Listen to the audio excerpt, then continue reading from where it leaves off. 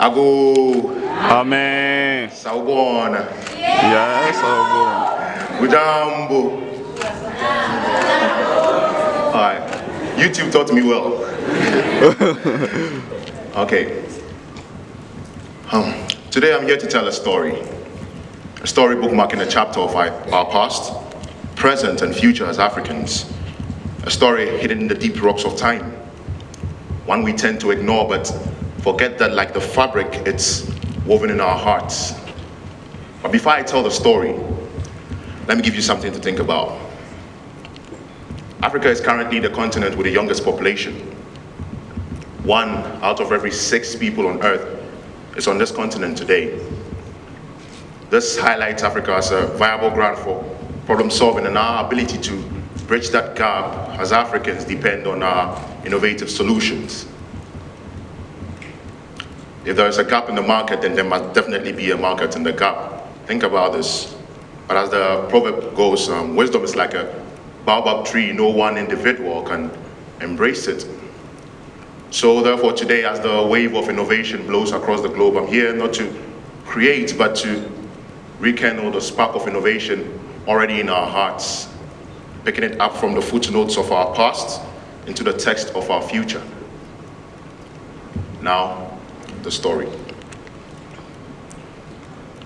From the echoes of ancient past, the footprints of Mother Africa last, not in the sands of corruption and a begging bowl in hand, but in that of innovation. By the sweat of her brow she stands in ovation, carving nobility on the conscience of humanity, not with gorgeous or knives, but sharp edges of renaissance minds. Sorry, but that was Africa. An Africa whose cry was accompanied by local therapy, not foreign aid, stood tall like the pyramids of Giza, and strong like vibranium of Wakanda.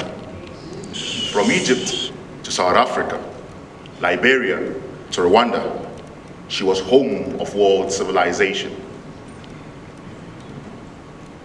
From the colorful coverings of the West African kente to the unparalleled architecture of the Egyptian pyramids, she sat at the power seat of global transformation.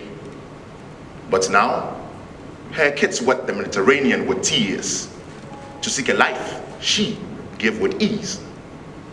This makes me freeze. But today we beat the drums of urgency. Yes, today, no reluctancy, as we create a new Africa. Then we can regain our seat at the dinner table of innovation, not as a waiter, but a diner, with its sense and mantra of unity and self-belief, pulling ourselves out of darkness by rolling up our sleeves. Until then, we remain a priceless gem, but worthless in value.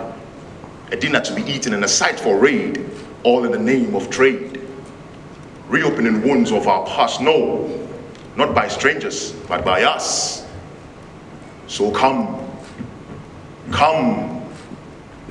let's initiate the crusade of innovation, harnessing the power of energy, which we sit upon, in identifying the imploding power of our younger generation, even in the thundering ghettos of technology, for there is no place greener than Africa. Thank you.